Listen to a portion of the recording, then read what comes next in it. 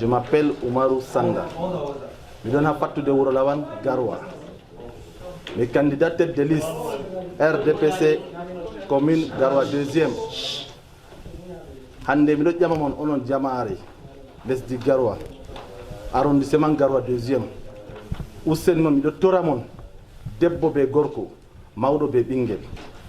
Useni on pat on en hawta hoore gotel en vurta en suɓa liste RDPC liste ngam mi ardini. Ha liste RDPC Garoua 2e ɗum himɓe tilimɓe masine. Nda min tête de liste ɓe dotti en tilimɓe, rewɓe tilimɓe, derke en dariɓe, kamɓe hawti a liste RDPC Garoua 2e. Useni laare ɓe liste man gandanɗay hikka bo suɓo wari komin gelata Garoua 2e. Useni moɗon on ɓurda hande ha bimimire 1 bimimire 2 bimimire 3 on wurta on suɓa RDPC. banmi wowi en maɓɓita kanti komi wi en maɓɓita kanti ɗuɗɓe andi ko wiyete maɓɓitugo kanti. Allah wallu Garoua 2 en habda en pat en vurta en masse en suɓa bana ko fulɓe vowigo wato gayananga jompayel wari dajjiri garewol mapindiol ba garewol am ɗo ha dokki Allah on usini en wallotira wayi hande kala Garoua de kam pat hawta vurta suɓa ngam min mo Amadou Kourou jiriya wala mo anda kam daga taɓɓe wule usini en habda en itta semtende en itta kulol ko adversaire men yiɗi pat en ɗon giɗi en heɓa en huwa en humta haaje men mi yettimon.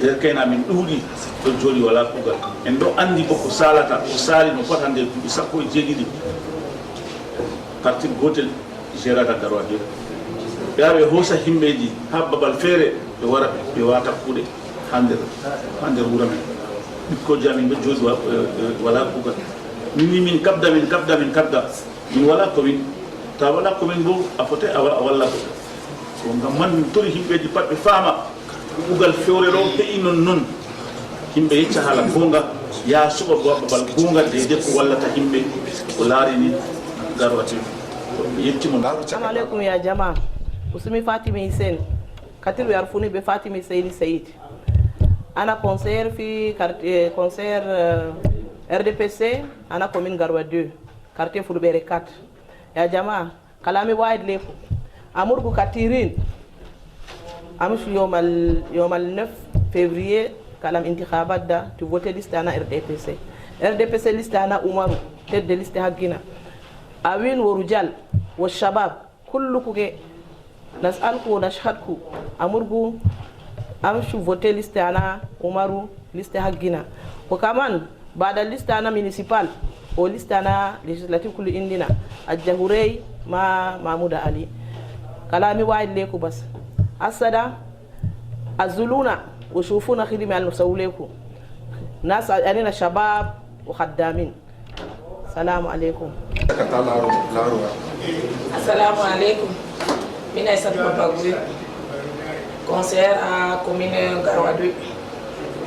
Mido tefarobe be derke be wurta yende le 9 février be ya be suba liste RDPC be suba législative be municipal robe enen on dadaji enen robe enen ko ɗumeji men ɗo habdana ɓiɓɓe men heɓa no yahira yeeso wurte robe on ya on suba yende le 9 février ɗo on suba liste RDPC municipal be législative à 100% ngam to ɓinguel ɗon waɗada hakkilo mum ɗo de'iti ɗo nana belɗum en gaɗa dabar en suba liste RDPC ɗo ngam haala ɓiɓɓe men.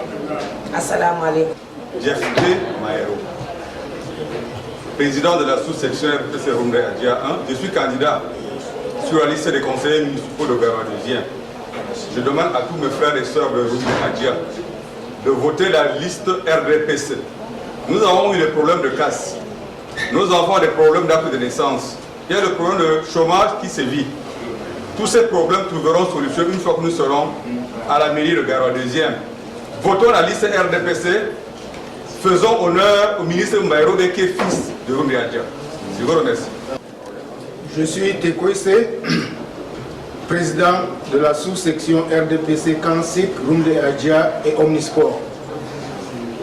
Je demande à tous mes militants et militantes du CANSIC et Omnisport de voter massivement le 9 février 2019 pour que, à la fin de ces élections, le RDPC soit vainqueur. My name is Abba Bouakar Fodio. I stand before you as a candidate to run for the 2020 municipal elections. I'm not asking you to vote for me. I'm asking you to vote for the best party, which is CPDM. I'm asking you to vote for future prosperity, development, and integrity of Garwa 2. I come before you to inform you that the CPDM list is filled with dynamic and strong, ready people who are willing and prepared to help the development of our beloved town. This upcoming February, I hope you will vote for the best choice, which is CPDM. Thank you very much.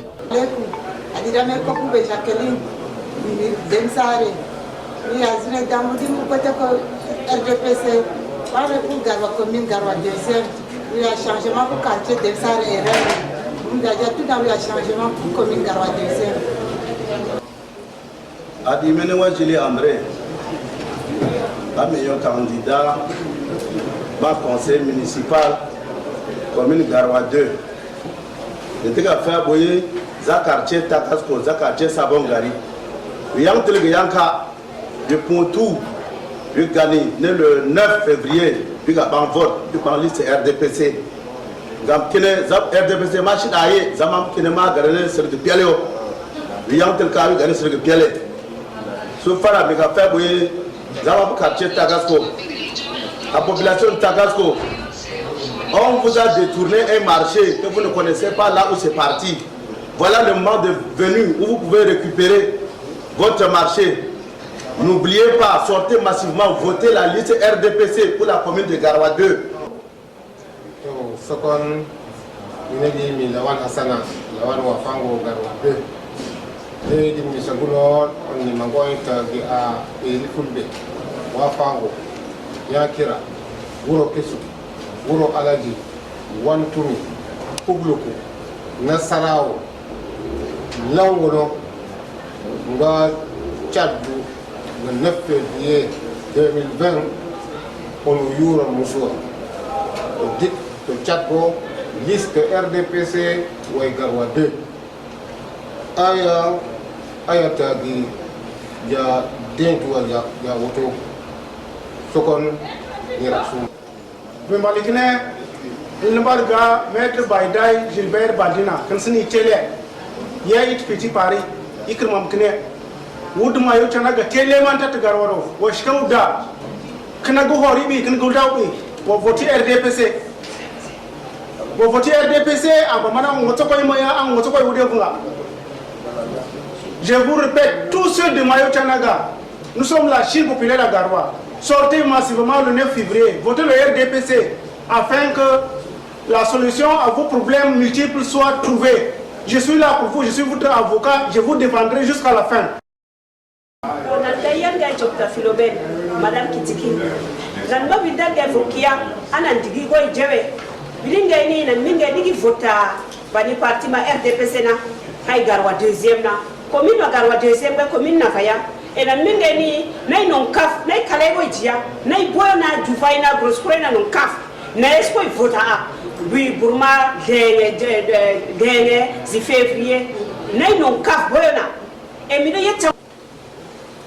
Marina Margin Boshiko Machu, Ndonjo Corno, passage que Rumdajar, RDPC, OG, RDPC Rumdajar, c'est-à-dire président de jeunes de OG Rumdajar, Mbasi Kando, élection le 9 février, c'est comme je sais, comme je l'ai utilisé de côté RDPC.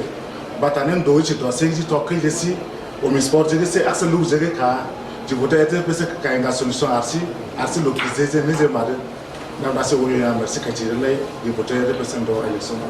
Je suis Abdul Karim Ibrahim Abou, président de la section OJR DPC de Centre 2, candidat conseiller municipal à la commune de Garwa 2e. Je vous invite à voter la liste RDPC conduite par M. Oumarou pour l'expérience de la jeunesse. Assalamu alaikum.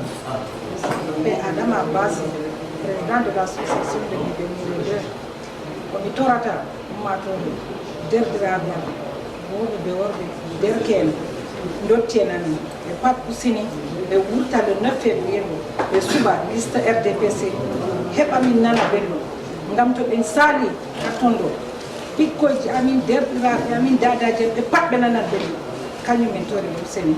Le 9 février, je suis Hamad Moussouaï, membre de la section RDPC de Centre 2, militant du parti au niveau de l'arrondissement de Gara 2e et au niveau du département de la BU.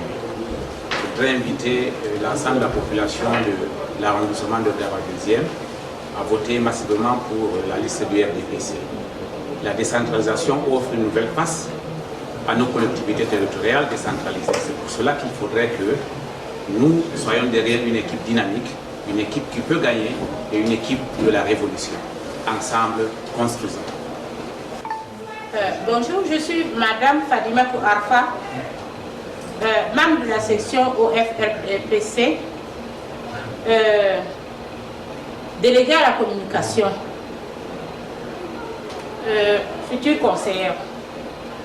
Je demande à toute la population de Garoua 2, surtout je demande à toutes les femmes, parce que nous faisons 51% aujourd'hui, nous dépassons tous les hommes.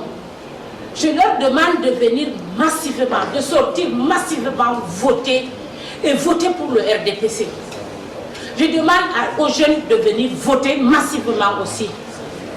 Salam alaikum, Minon président de cette chambre de Centre 2, Idrissou Moustapha. On est Chakamidari, de Oula Ibire, Medari Conseil, on Walitami, on Suba RDPC, RDPC Nyama, Pato de Chakamidari, de Oula Ibire, Eba in Sala, do Jam, et Comité para Walide, et de Walida, Pato de Beden. Le Torion, Depo, Begorko, Bingen, Jullo, Bekado, Pato Balea, Subaneram, RDPC, Pato de Beden, Capra, in Sala, et Comité para Walide, Yekio Massi. Salam alaikum, je m'appelle Amadou Babangida Président, je suis le 1. Victory, jeune, Kowani, Laine, secteur, et Kotari, Laine, Pat, Poussani, on va un suba RDPC. Dede, comme Jambien, Kosali, Kapat, un récupérateur, une marie, car les ébananes, madame, j'ai un RDPC. Amadona, tu l'as fait, tout à l'heure, un récupérateur. Il me essence, car deuxième pat, mais un bidji, on va un suba. Mais il me lumo, Jambaji, Yataman, le lumo, le bateau, Mérilona, Djungami, Wade Parokam. Andi pat warti jeme non en fu usadi mon ko ware le 9 yeng biti mon fu on suba RDPC liste ma dere man bo dane o tal. Assalamu alaikum wa rahmatullahi ta'ala wa barakatuh.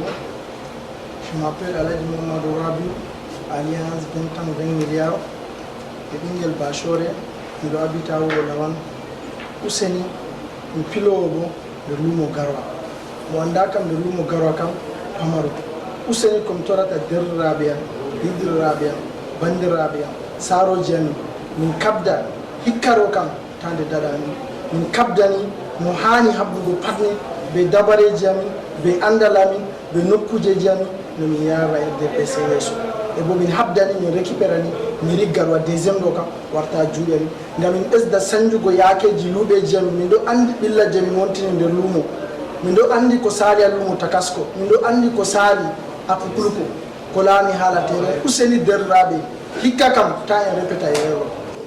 Assalamu alaikum jamaaje derɗiraɓe min wiyete Abakar Alaji Diri mi tammini ha garwa ɗo kam ɗuɗɗum peetel banni mo anda kam miɗo tora on onon ɓesiraɓe miɗo tora on onon saaroɓe miɗo tora on onon derɗiraɓe rewɓe ɓe worɓe suɓani en liste RDPC ngam mi dari conseil ha maka useni en habdanine lefɗo kam on suɓanamin liste RDPC nga en keftan dimmumen ɓe neɗɗako men wili masi enen derke'en mbiɓemire 1 2 3 waate hakkilo on andi ko saali on andi koɗo sala useni suɓana emin liste RDPC min dara min haɓana on mi yetti masine. Assalamu alaikum warahmatullahi wabarakatuh. Min Alaji Moussa ya Foudi lawan de Marwaret,